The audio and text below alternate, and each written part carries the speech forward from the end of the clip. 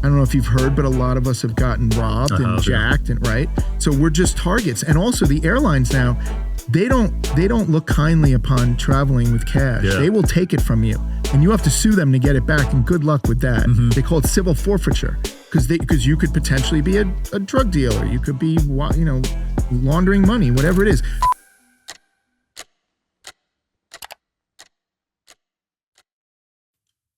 Okay, guys, got Jamie Gold here in town for the World Series. You've been playing a lot of poker lately? Yeah, I've played 10 World Series of poker events, major events. I cashed in 5 of them, so nice. I'm having a good series. It's really all about the main event, but I had one big run. I got really close on one of them, and so playing the cash games almost every night and having a blast. I love it, man. It's cool to see you still have the same love for poker as you did when you won that title. I do. I think I enjoy it more because there's no pressure. And poker comes along with a lot of stress and pressure sometimes. And I just don't have that anymore, where I used to put so much emphasis on the winning as opposed to the process. And now finding myself becoming a better player every year, I'm learning from everything I do and growing. I'm finding so much pleasure in that, and being able to help younger players who, may or may not have the right path, and understand that there's so much more to poker than simply the cards. That, I'm very into the diet, sleep patterns, the hydration, all the aspects that can make it, when we're playing 15 hours a day for 10 days straight sometimes, so much of it has to do with your sleep and your diet and hydration and 100%. Everything that you're doing right outside the table. And so many people forget about that part of it, and they think it's just about the cards. And of course that's important, but there's so much more to it when you're playing in these mental and physical marathons that people used to think I was nuts, because I would talk about hyperbaric oxygen. I would talk about peptides and far infrared sauna and ozone therapy. And now I'm doing total plasma exchange, at Fit9 in Atlanta, where it just hasn't been available in the United States, but it is now. I haven't heard of that one. Yeah, total plasma exchange. So what they do is they hook up both of your arms. They take, it looks like a reel-to-reel. Remember the old reel-to-reel? Yeah. And they put your blood through this machine, and they clean all of your blood. So if we're living in America, but really anywhere in the world, we're exposed to microplastics and mold. If, I lived on the beach for 25 years, I was exposed to mold, and the food and air that we're breathing, right? And the water that we're drinking sometimes out of these plastic bottles, that the microplastics, everything that we're exposed to in life now is so toxic that you can actually fully clean your blood. Now, a lot of people will say, well, how do you know that it's working? Yeah, I felt amazing. That was one thing.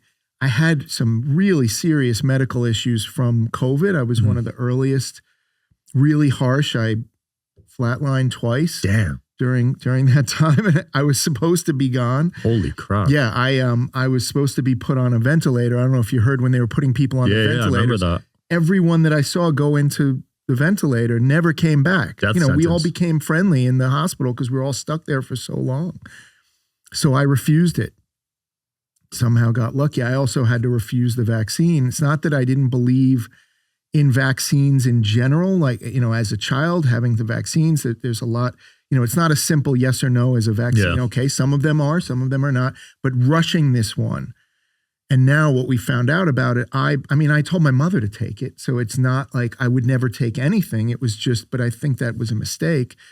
And I got lucky that I was in such a bad spot that I said I couldn't take, whatever they called it, I had pre-existing conditions. Yeah. But everything that I've now done and everything that I'm now doing, it was really because of my best friend, Grant Haas, has always been ahead of the curve and, maybe 10 to 15 years ahead. We were talking about stem cells 15 years. The Tri-Light from Therasage is no joke. Medical grade red and near infrared light with 3 frequencies per light, deep healing, real results, and totally portable. It's legit. Photo biomodulation tech in a flexible on-body panel. This is the Tri-Light from Therasage and it's next level red light therapy. It's got 118 high-powered polychromatic lights, each delivering 3 healing frequencies, red and near infrared from 580 to 980 nanometers. Optimal penetration, enhanced energy, skin rejuvenation, pain relief, better performance, quicker recovery, and so much more. Therasage has been leading the game for over 25 years, and this panel is FDA listed and USB powered. Ultra soft and flexible and ultra portable. On-body red light therapy I use daily and I take it everywhere I travel. This is the Thera O3 Ozone module from Therasage. It's a portable ozone and negative ion therapy in one. It boosts oxygen, clears and sanitizes the air, and even helps your mood. It's a total game changer at home or on the go. This little device is the Thera O3 Ozone module by Therasage, and it's one of my favorite wellness tools. In the sauna, it boosts ozone absorption through your skin up to 10 times, oxygenating your blood and supporting deep detox. Outside the sauna, it purifies the air, killing germs, bacteria, viruses, and mold, and it improves mood and sleep with negative ion therapy. It's compact, rechargeable, and perfect for travel, planes, offices, hotel rooms, you name it. It's like carrying clean energy wherever you go. This is the Thera H2 Go from Therasage, the only bottle with molecular hydrogen structured water and red light in one. It hydrates, energizes, and detoxes water upgraded. The Thera H2 Go from Therasage isn't just a water bottle. It's next level hydration. It infuses your water with molecular hydrogen, one of the most powerful antioxidants out there. That means less oxidative stress, more energy, and faster recovery. But here's what makes it stand out. It's the only bottle that also structures your water and adds red light to supercharge it. It's sleek, portable, and honestly, I don't go anywhere without it. Wow. And again, people thought we were a little nutty. And so we have hyperbaric oxygen in our home, in each of our homes. And so we take all of this very seriously. But what I've now been doing with total plasma exchange is it cleans your blood completely. So I took a blood test before I went. Mm-hmm. Oh, I also was eating way too much sushi. Parasites, right? And heavy metals. Mm. So just on here, one example is my heavy metal poisoning, especially from mercury. It was, let's say a normal number is 10. Mm-hmm. You'd want to get it under 30. I was at 350. Oh my God. Yeah. But I was eating, I eat at Nobu almost every night. A spicy tuna. Exactly. And so now I'm eating much less raw fish. I still eat at Nobu all the time, but I just don't do the same diet that I was doing. But so we checked all of the medical issues that I was concerned about in my blood tests, metabolic testing, not the 10 things that every normal doctor does. I'm talking about 200 things that you can test. All of those markers went down, a lot of them by 90%, but they're all better. And as you can tell, I'm not having any issues. I'm not having any medical issues. I'm playing almost every day, 15 hours a day. Wow. Really focused. Sometimes I get a little tired, but when you hit 50, you're going to get a little bit tired. All the time. And so there's only so much you can do, but I feel amazing. And I feel so fortunate that I've been exposed to this. And most people don't even know, like you hadn't heard of it, but you're interested in these kinds of things. They don't even know that it's available. They've been using it, by the way. This is not some new technology. When you're on your deathbed, sometimes in a hospital, they will then prescribe a total plasma exchange to try to save your life. Wow. But it can actually help prevent and cure so many things. You don't have to be dying in order to take this. And so it takes a couple of hours, but no pain, no stress. They make it really easy, really simple. And yeah, it's the one place that I've known that I'm so comfortable going, where they have everything. Nice. They have peptides, they have the hyperbaric, they have the far infrared sauna, they have the cold plunge, they have everything there at Fit9 in Atlanta. I've just been so lucky to have been introduced to them. Yeah. So when you had that near-death experience, were you super unhealthy at the time during COVID? I mean, no, not compared to the average person. For the last, let's say, 30 years, I've been eating, I don't eat fast food. I eat as clean as possible. I like to know where my food is coming from. I'm probably a little more annoying about it than my friends would have loved. I only go to certain restaurants, and I do like to find the best meals every night that I can find. And I've trusted Nobu as one of those, especially here in Vegas. I just went to the Virgin one the other night. Oh, how was it? Good. Yeah. Shout out to Nobu. They got a few in Vegas, a few locations.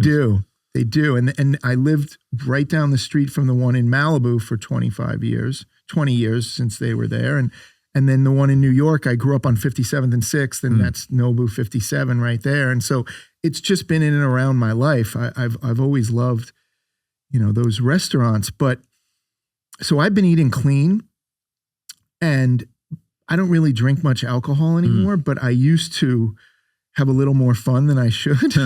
But I would say that on the scale of, 1 to 10, 10 is the ultimate and 1 is unhealthy. I was somewhere in the 8 and 9 range. And so it's, I wasn't like, I'm not working out every single day. I'm not doing everything that I can, but relatively metabolically, my health was pretty good until COVID. And in December of 2019, I got the worst version of it. I stopped breathing. I turned, I don't know what you want to call it. My mom said it was gray. I was visiting my parents. My mom in New York. And 2 days before, if it had happened 2 days earlier, I would have been gone, because she found me when I wasn't breathing, got me to a hospital. And I was living by myself in LA, and I just happened to be visiting my mom. Holy Otherwise, crap. I'd be gone. Then it happened again, a short period later, where I flatlined, and it would have all been over. But this one doctor said, I know exactly what's going on with you. They sent me home twice. They said I had pneumonia. Then they misdiagnosed and said I might have, because my arms stopped working, my legs stopped working. They said, you probably have MS, you probably have ALS, you probably have Parkinson's. It was all, I went to 7 different really high level doctors. It's not their fault. They'd never seen anything like COVID before. Remember when the blood clots were covering everyone's lungs? And that's what was happening to me. It was blood clots. Jeez. That's why I stopped breathing. And they had no idea, how could so many blood clots come up out of nowhere? But it was all based on the earliest version. I had the December 2019. And then by March, April, they were talking about COVID. But I think what happened is I was visiting a friend in Miami, and he said that a lot of the people around us had gotten sick, and that they had traveled from Italy or Asia. And I guess, sooner or later it just kind of spreads. Yeah. And so I was one of the first patients that any of my doctors in New York had ever seen. And it was really scary. And people usually ask me, all right, so did you see the white light? Did anything happen when you died? Nothing. Wow. No life flash? I did not see anything.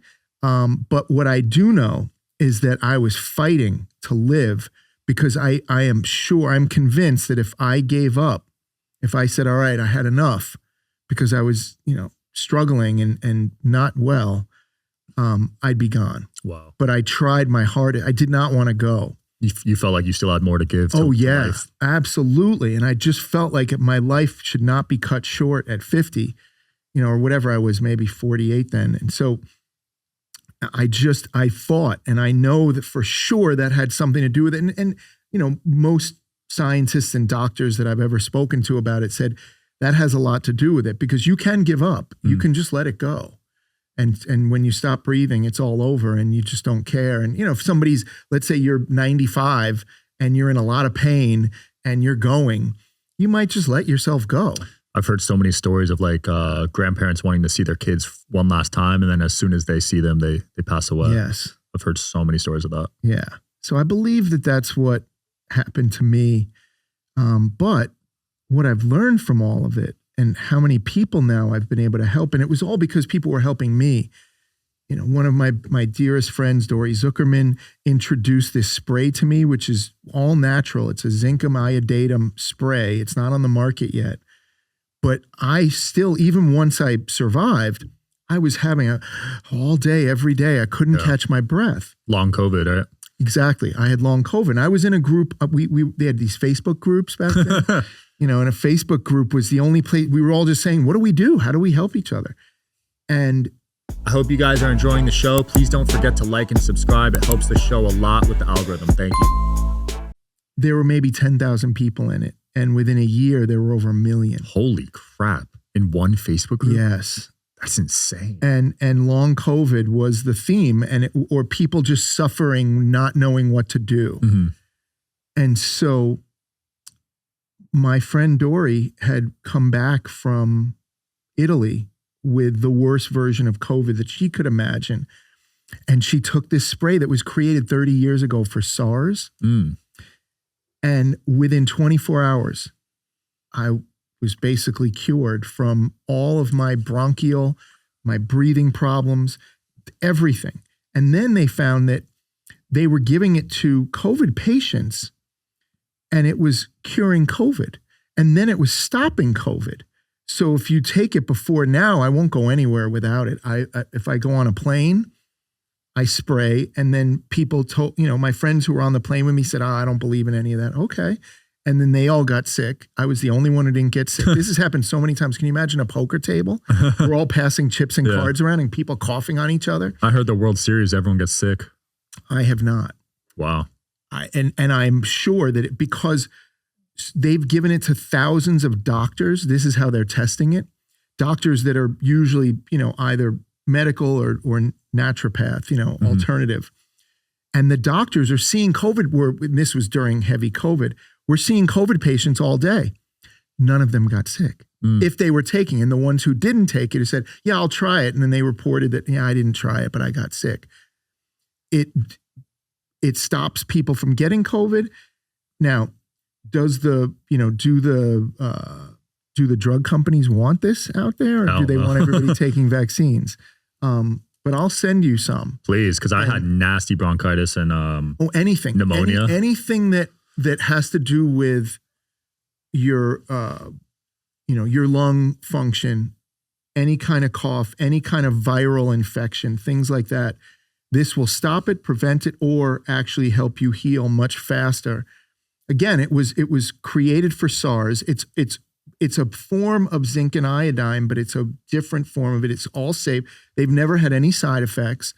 I just want to get this out to the world.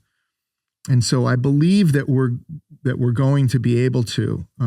There are some large scale companies that are really interested. I didn't create it. I just want to be able to tell people about it because it saved my life. Thanks for doing that. I know you're big on giving back. You're big on philanthropy. You've had hundreds of events, right? Charity events. Yeah. That's so cool that you're doing that. The fact that I can, I've been so lucky.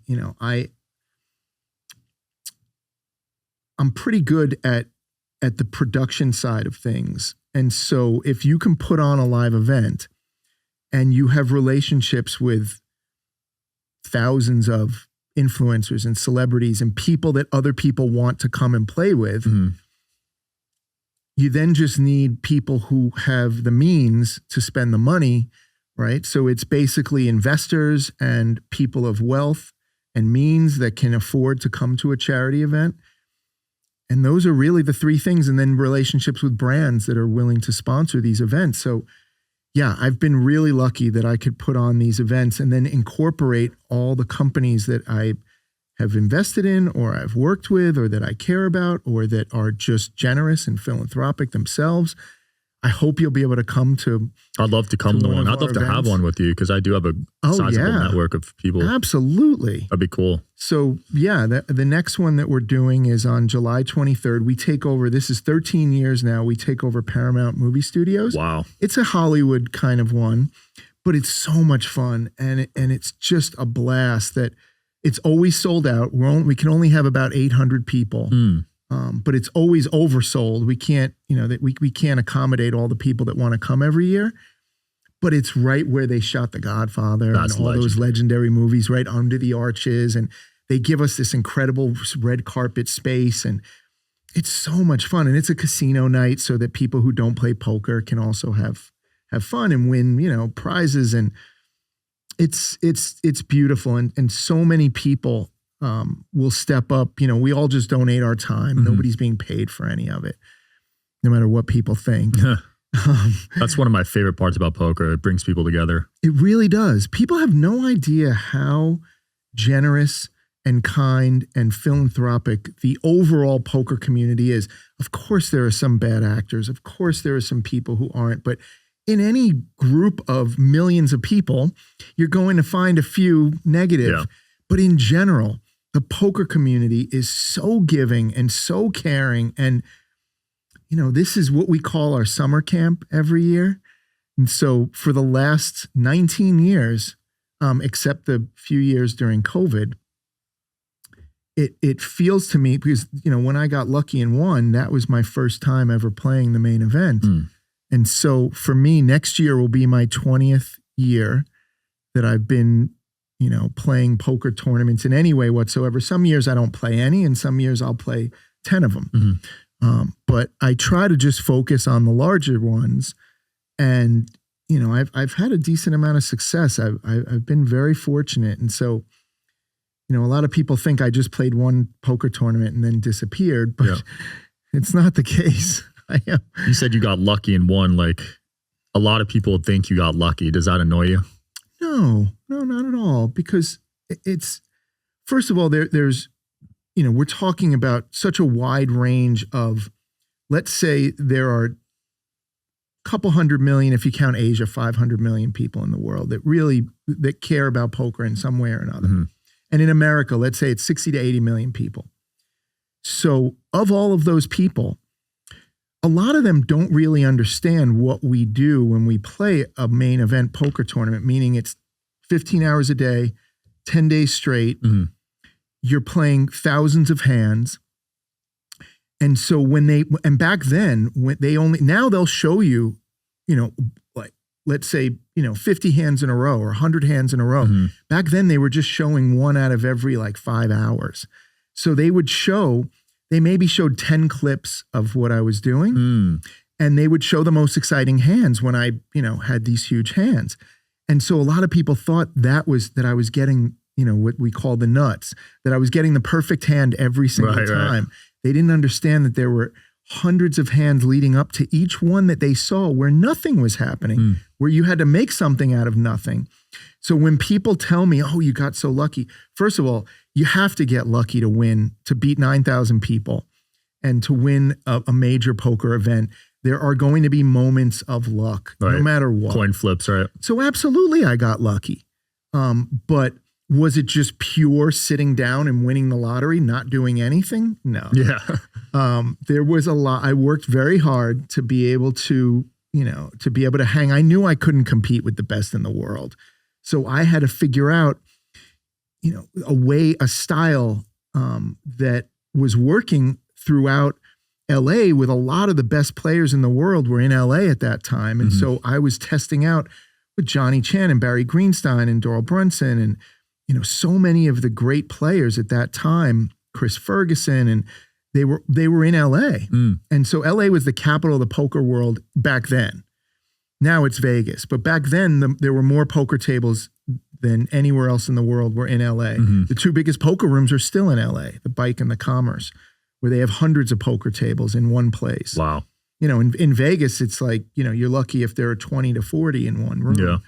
And so I'm in the capital of the poker world. I'm playing these tiny little tournaments that, you know, they didn't keep records back then of these tournaments, but I'm winning them consistently.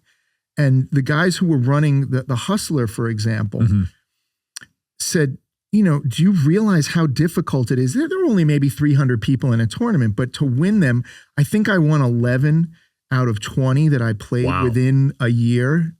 And they just said, you have no, and I didn't understand. I was like, oh, big deal. They said, no, this is a big deal. You're going to go and you're going to have a really good shot at winning. Now, why was that happening? It's because I was talking people in and out of their hands, which nobody had ever done before.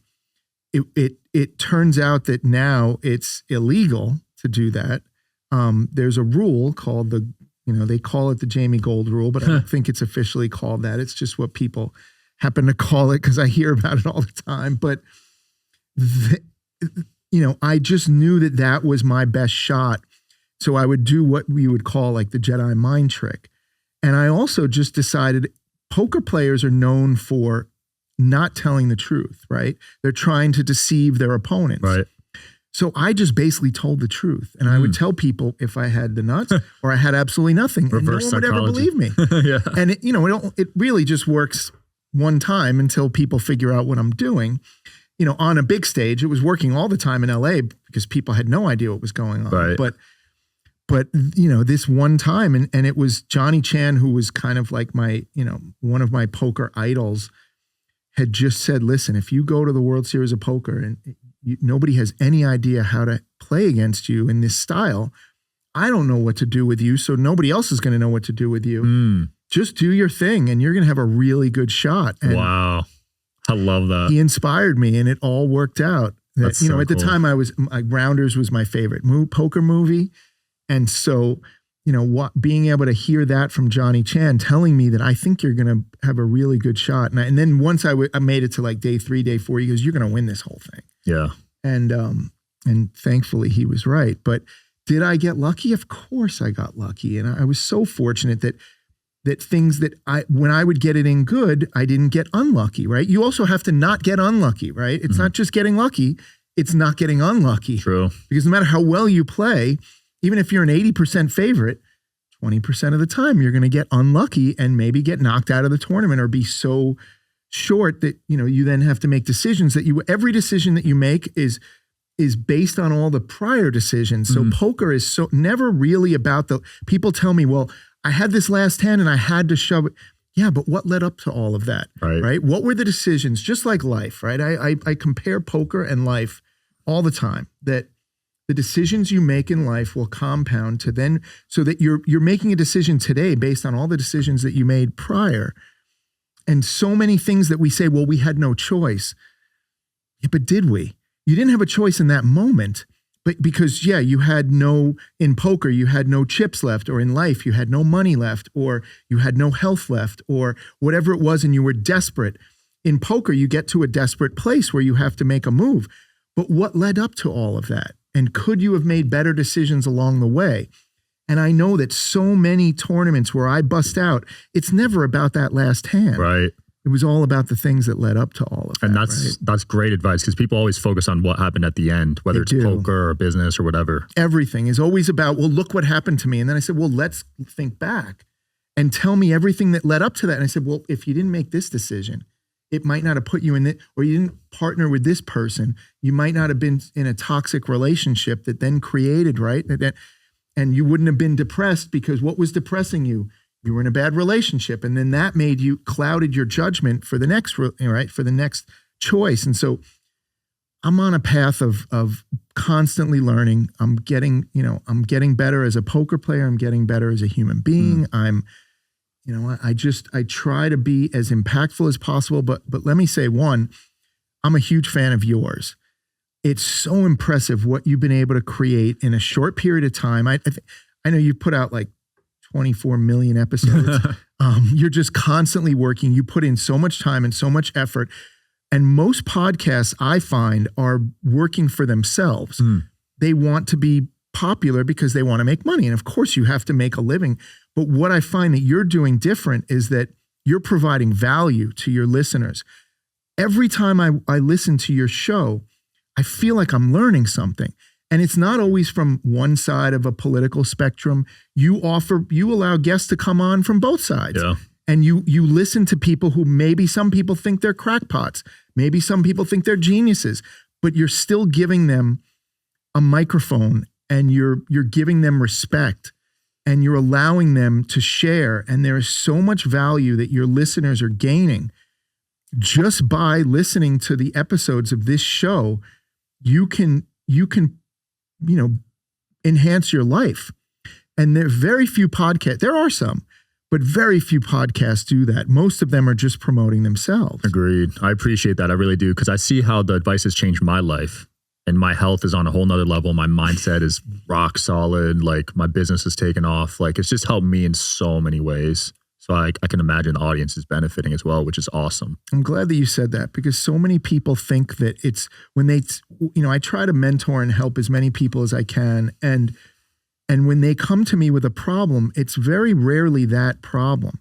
It's that they weren't healthy physically in the first place, which then put them in this position to have this problem, right? So if you are fixing and really caring about your health, which is all that really matters in the end, right? If we don't have health, we have nothing, right? And all the money in the world, Doesn't and matter. you're right, and you're suffering and you're sick, yeah, it doesn't really help you very much. And so, I really appreciate that you're doing something to not only help the world, but you're helping yourself, which then allows people. A lot of people are even so generous and empathetic that they only think about helping other people. But if you don't help yourself first, which my parents always used to tell me, and I did not listen until I got much older, help yourself first. Stop caring so much about everybody else's dreams, everybody else's needs, everybody else's wants. Worry about yourself, because the better you are, then the better you can be to everyone else. Right. Right? You can impact more people. Exactly. And so, you have such a huge future, and I can't imagine what you're going to be able to do, whether it's this or not. You're just going to be, successful in whatever you do because you take all of these things seriously. And so, there are so many young people that were just taught that the minute they were born, they were great, and they didn't have to do anything in order to be better, because their parents just told them how amazing they were. They don't have to, if they were competing in sports, doesn't matter. If you didn't play well, you're still the champ. It's a good thing to give young people confidence, but to give them the idea that they don't have to do anything, that they don't have to work hard, that they are just automatically go. If you're born into a billionaire family, maybe, but most people are not. Right. You have to work in life. You have to provide for, and the way to do that is to learn and to constantly work on yourself, so you can then be of value to people. Some of the advice that I like to give people when they're starting out in business: offer your services for free. There's this sense of entitlement that I find a lot, that young people, it's not their fault. Their parents told them, you should get a job being paid $1 million a year because you're the greatest. Well, good luck with that, right? You've never done anything. So why would anybody pay you because your parents tell you how great you are? So what I tell them, and I followed this, is that work for free. Find what you want to do. I was an intern over the period of 4 years while I was going to college. Every summer, my Christmas breaks, my spring break, I went on one trip during my college years. But otherwise, I worked all the days that I could for a famous talent agency, so that I had a job waiting for me when I was 20 years old. I'm out of school. I had a job waiting for me. And other people felt like, wow, it's so difficult to get a job. Well, not if you work for free and prove yourself. And then they thought that I was special. But how are they going to know how special you are if you don't offer your services? When you have no value to an organization, provide value. And then you'll get, even if it's just a recommendation that you're getting, that changes everything. When somebody sees 1,000 resumes, a recommendation from a valued, professional in your industry means everything. So, if somebody wants to do what you do, they should try to, come and work for you for free. I love that advice. When I was first wanting to get into social media, I emailed Gary Vaynerchuk. I said, Perfect person. Said, I'll work for you for free.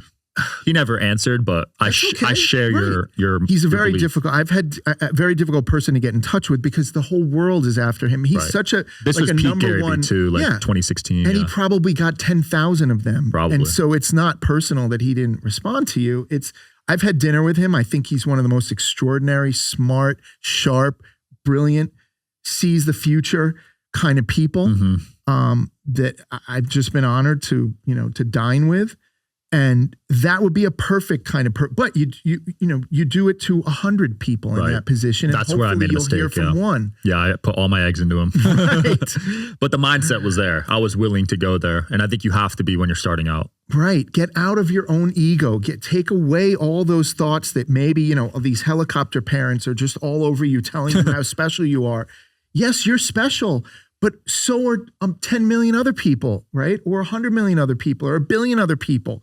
And so, just get out of your own way and offer those special services so that somebody can understand. If you never get to do the job, you're never going to get to do the job. Absolutely. Right? Yeah. Going back to talking during poker, though, do you think they should bring that back? Because 100%. I used to love watching old videos of you. There's that viral one of you and that kid. I forget his name. Yeah, we have to forgive him. He was young and didn't know what he was doing. And there's a lot more to that. I find that people think that I just got upset and got into it with someone who was maybe being a little bit rude. Mm-hmm. But there were people, we were having such a nice, fun kind of, there's an energy and a flow to every table. Mm-hmm.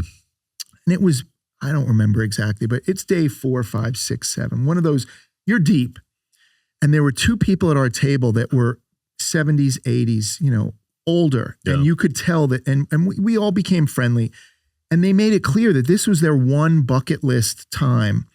And they never thought they would get this deep. And they were timid and just trying to survive. And they were just sweet and kind. And he came in and just started berating them and kind of yelling at them and making like, you old piece of shit, that like stuff that really inappropriate. And people would say, well, you talked all the time. First of all, I was just trying to make it more fun. Yeah. Of course I was trying to win, but if I ever insulted anybody, if anybody ever got up and they said, can you please stop? I would instantly stop. I never made it about trying to be rude or mean or ruin someone's time. I was trying to make it more fun because, sometimes 15 hours a day can get a little bit boring. Yeah. And so you try to make it, but you also don't want to, I never wanted to take over the table. When we got to the end, I did want to put on a show and for a lot of different reasons. I did want to make it the most fun that it could be. And there weren't really anyone else. It wasn't really anybody else speaking. And so I felt like, all right, so it could look like I wanted to make it my show. It helped that I was knocking everybody out. If you knock out 8 of the 9 people at the final table, then, it's going to be your show probably. Yeah. But it was that he was going after the nicest, kindest people who were just trying to have a good time. And yes, I probably cared more about everybody else than I should. I should just be all about trying to, knock everybody out. But I was also just so excited in my first World Series of Poker. I couldn't believe, and he comes in and just kind of destroyed the time. Now, again, they weren't showing all of that because they weren't filming the whole time. They came and showed only when we really got into it. So one, I think people should give him a break. He was very, very young. Let's say whatever the minimum age was, 20, 21 years old. And so he made a mistake. I'm sure he knows that he was out of line and being rude to people. But somebody had to shut him down and no one was saying anything. And so I just felt like, all right, I'm just going to go at him and I'm going to make it my job to take him out so that he can't do this to anyone else. Mm. So that's when we started going at it. And so I was already kind of like, if he did the littlest thing to me, I was just going to be reactive. Yeah. And I felt like it was on behalf of everybody. I felt like everyone's protector, whether I was or not. I felt like it was my responsibility to kind of, shut him down. Yeah. So that's what happened there. But with the rule, no, I think it hurt poker a lot that it was so much fun back then. And we used to have characters. Right. Right. And for the last I don't know how many years, 15, 18 years, it just gets more and more kind of boring on television. You need storylines, you need characters. Even love me or hate me, you still cared, right? And it's not just about me. I'm just using myself as an example. It's not like I'm so exciting. It's that you have to let people speak. And if they don't, how many times can you watch Ace King versus Queens? It's not that exciting, right? And also these kids, these young kids who are unbelievably talented and so sharp and mentally focused, and they're incredible, but they don't necessarily have social skills. Right? They were brought up not playing outside with other kids. I understand it's a whole new world. They're just focused on a device or in a computer. Yep. And so they come to the table. That's not great for television. Not at all. Right? You need some of the old school excitement and love them, hate them, whatever it is, but these storylines. And also, how can you create new stars? There's a reason why, however many of us, 5, 10, 20, whatever the number is, are still really famous around the world. Like anywhere that I go, I get so much kindness and love. Yeah. And then, you know, 1 out of 100 is a hater, and that's okay. No problem. And, you know, they think something happened that I didn't pay a backer, that I'd never had backers. And so it was just so odd, you know, during that tournament that, you know, people will misunderstand a lot of it, but I love the opportunity to explain to them. I said, listen, this is all public record. You can go online. It's not my opinion that I didn't do anything wrong. Also, would the World Series of Poker still be supporting and behind me and promoting and working with me if I had ever cheated somebody? Yeah. If I stole money from somebody, would I still be part of the whole, you know, production and all of that? So it just doesn't make any sense that people don't use logic when they hear rumors about people. And so, you know, like I know there's a new something going on. Marco, bro, right? or something else. Well, yeah, that, but also, you know, something about the chip dumping. And, was that the $1 million winner? Yeah, something. I know there's something going on, but people asking my opinion, I can't have an opinion on it. I wasn't there. I didn't see it. I don't know exactly what happened, and they will find out and they will figure it out. But even after they figure it out, people will only remember what they heard about the rumor. I heard someone cheated. Well, what if they find that he didn't? Are you open to the possibility that maybe he didn't, maybe I didn't, maybe, you know, so that it's just so funny that all my friends and family, they know me as the most generous and kind. And I would never cheat somebody. I would never steal from somebody. One, I don't need it. But even if I did, I wouldn't go there. And they just laugh and they say, it's so funny how so many people have this opinion. Now, when we say so many people, let's say it's 1 million. Well, thankfully, there's 100 million people that don't think that. It's ironic because you have all these charity events and you're like one of the most giving guys. Oh, thanks. You know what I mean? So yeah, for you but I'm also not doing that to cover something. Like you were doing that before, though. Yeah, it's just the way that I am. It's my life, and so you know, it's interesting. But I do believe that it hurt poker a lot. And it wasn't because of me. I just brought it all out to light that they said, we're going to enforce this rule. That rule existed before. It just wasn't being enforced. And so, you know, nor should it have been. It's a collusion thing that they're trying to stop. But I believe if we're allowed to speak heads up, not when it's multi-way because you can affect other people's action, but when it's heads up, if I want to turn over a card or I want to talk to you or I want to talk about my hand, it's only affecting the two of us. Right. And if we do anything that's colluding, you've now got us on, you know, you've got us because we spoke about the collusion. So now you can give us penalties or ban us or whatever you want to do. Oh, is that why they removed it, the colluding? They believe, yes. They said that because they could then allow people to tell people exactly what they have so that they'll go farther in the tournament. I understand it. They're not wrong. I could see that. I didn't even think about that, but they're not wrong. But I think there's a middle ground that we can, that it now make people feel like they're not allowed to say anything.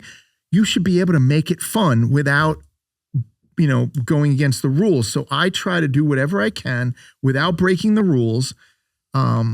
And, you know, I've still gotten a couple penalties here and there, but not at the World Series of Poker. Yeah. But at the Commerce last year, they gave me a penalty because because the action was already done. The guy was all in, and I was thinking, and I don't like to waste time. I play very fast. One, I like to play fast, but also out of respect to all the other players. Yeah. I think there should be a shot clock, by the way, in every poker tournament because people tanking is so bad for the game. Bro. And Martin's a whole other character. But I was just it had heads something. Up? Oh, right. So that when we're playing heads up, that there are ways that we can play that can still make it really interesting for the viewer that are not, you know, that's not taking away from any kind of legitimate play and that, you know, that couldn't be collusion.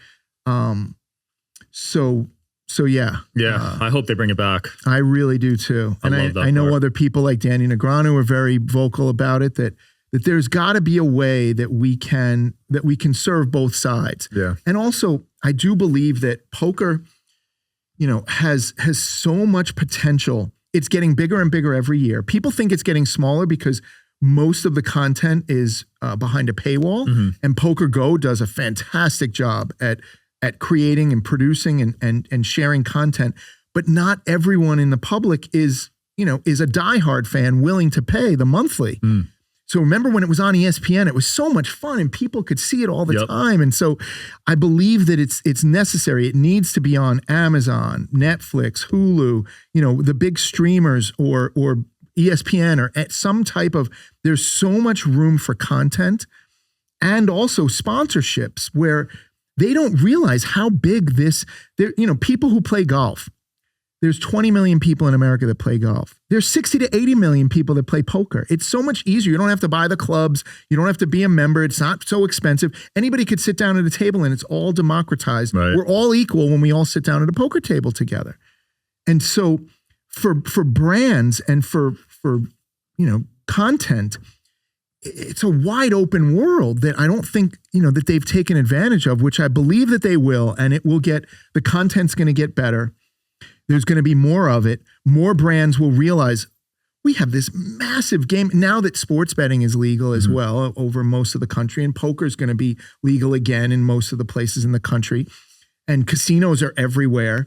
I think that there's going to be a whole resurgence of content sponsors with brands, and people are going to realize what a massive opportunity that they were missing, because there are characters in poker and there are things that we can do to make stories and create entertaining poker related and gaming related content. There's so much more that can be done. Yeah. Exciting future for poker. And this whole live streaming era seems like it's another boom too with poker. Absolutely. There's so many great vloggers and bloggers and live streamers, and there's so much going on. And I don't think that the mainstream understands how big poker's getting bigger and bigger. I know I said this already, but it's, if you look at it in any metric, there are more people playing tournaments, more people playing in cash games, more people playing online than ever. It's not, oh, let's look back at the boom. Yeah, back then, I had the biggest one ever, main event, right? That was 87-73, 8,773 people. It's now gotten up to 12, 13,000, whatever it is. It's so much. That's just the main event. Then there are these events that would have like 5,000. Now they have 10,000 people.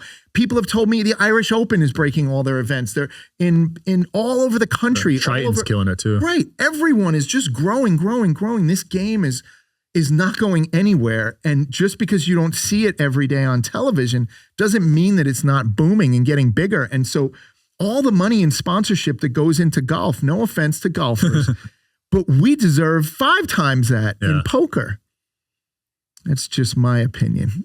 Well, good luck in the main, Jamie. Hope you make a deep run. Oh my God. Thank you so much. You know, if it's okay, I'd love to talk about for a minute. Yeah. I have these incredible sponsors, companies that I've been working with now for some of them a really long time, like BBO Poker Tables, which is the greatest poker table maker in the country and around the world. They are so generous and so kind. I mean, we donate 50% of all the profits of my personal poker table that we sell, but they donate to all of the charity events that I do. They'll bring these custom tables that we can all sign and auction off, and BBO has just been unbelievable. And then I'm also, besides, you know, a poker player and a business person, I'm also a professional sports bettor. I've been doing it for 20 years. Nice. We just had to keep really quiet about it because it wasn't legal. And so it was hard to, you know, we had to find bookies and things like that. And so one of the companies that I'm working with now called Rhythm, which is RITHMM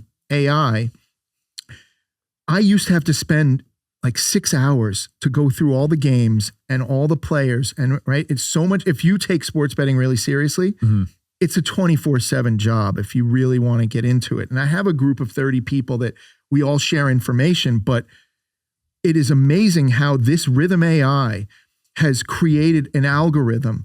The two partners started it at MIT. They could have done anything they wanted with their life, but they came into sports betting to show the inefficiencies in the lines. If people understand sports books, they're sharp, but the lines are still off, right? And so the public can make lines move and the sharp bettors can make lines move, but there are inefficiencies in the market.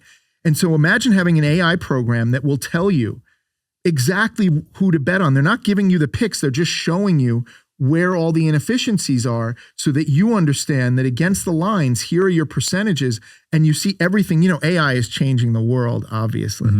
And so imagine having all of that in your pocket for sports betting. So I'm so proud that I'm a part of this company now, and it's Nice. brilliant. Yeah, it's really amazing. And then Edge Boost is the only dedicated Visa debit card for gamblers. And what they've done is, I used to have to travel with a couple $100,000 in cash. Think about one event costs $10,000, but I'm playing in Right. 10 events, and then you're playing cash games, and you're playing. So let's say the minimum I would bring is $100,000 to this, and we're targets, right? We get, I don't know if you've heard, but a lot of us have gotten robbed and jacked, and right. So we're just targets. And also the airlines now, they don't look kindly upon traveling with cash. Yeah. They will take it from you, and you have to sue them to get it back. And good luck with that. Mm-hmm. They call it civil forfeiture, because you could potentially be a drug dealer. You could be, laundering money, whatever it is. So I now never have to travel with cash again, because all of my money you can deposit to up to $250,000 a day, and you can withdraw up to $250,000 a day. Nice. So those crazy ATM limits, like you can't get $10,000 out of an ATM. Mm-hmm. And if you try on your credit card, you're lucky if you get $3,000, and they'll charge you $600. Yeah, fat fee. So yeah, so the things that it's changed for me, and you get cash back every month. It's changed my life. Nice. So, I'm wearing the Edge Boost hat. We'll link those companies below. Yes, thank you. I'm very proud to be a part of it. And so the final one is My Standard. And what they're doing is they're doing the ultimate World Series of Poker contest. So what My Standard is I'm sure we all feel this, that our data is being used and monetized without us, stolen from us, basically. That we talk about something and all of a sudden it pops up on your phone, an ad, right? Yeah. They're just, which is creepy in and of itself. But our data is being monetized and used. So what My Standard has done, they've been building this for 3 years. They're about to launch, and they are an app that lets you own and control your data, so that you decide if you want your data to be used, and you can get paid for it. So I want to watch this commercial from this, or I want to listen to this artist, or I want to, and they'll pay you for it. Nice. So you can earn on your own data, and then say, I only want ads from cars, casinos, and music. Smart. And you get to decide, right? What a great idea. That's and super cool. So they put together this contest, the Ultimate World Series of Poker and Health Contest, with my other sponsors. And so we have 91 Labs, and what we're doing is giving a Fit9 package. So we fly them out, we put them up, we bring them to Atlanta. They get to do the full plasma exchange. They get to do the EBU oxygen, ozone.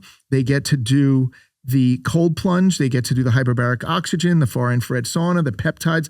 So it's a whole health package. But then we fly you out for the main event. We buy you in for $10,000. I give you coaching before and then throughout. So I'm not going to play the day that the winner plays. So I can coach them on every break. Now, you can't talk to them while they're playing, but on the breaks, when they use the bathroom, we're allowed to coach during the breaks.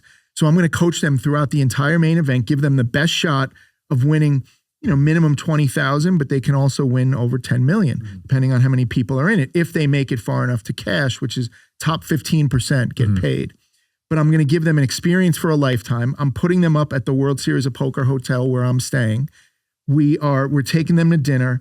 We have a limo picking them up at the airport. We fly them out. We're paying all the expenses. And sick. Yeah, and then there's second place, you get a BBO poker customized table for your home or office. Nice.